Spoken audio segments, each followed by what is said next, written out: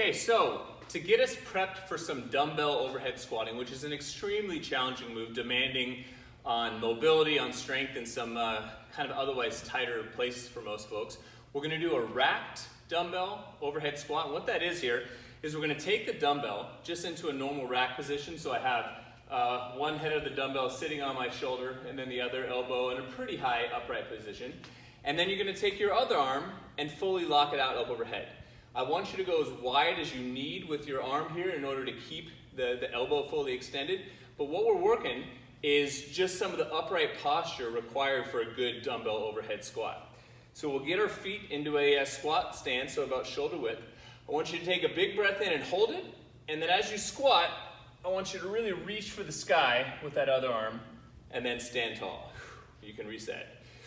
Big breath, hold it, reach for the sky, and stand. The tension through your trunk, through your hips at the bottom are going to be extremely important for keeping that upright, stable posture up overhead. So treat these each as like individual reps where you're working to stay as tight as you can. So I'll show you from the other side. Got it in the rack position, feet are tight. I'm going to take a big breath and the hands up overhead. Standing tall. That little pause at the bottom is a good like tool just to measure like how much control you have there. See if you start to fold over.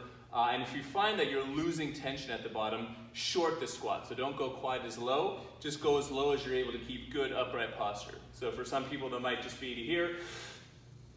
And then you can feel like things are gonna wanna fall apart. So just stop there, really fight for the good upright posture and stand.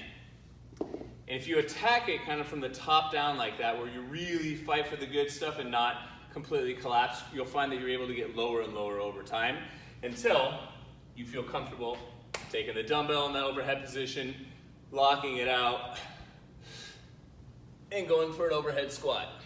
I still have a little bit of a rotation there.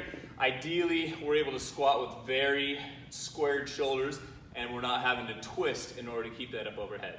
But this is just one drill to kind of help you get there.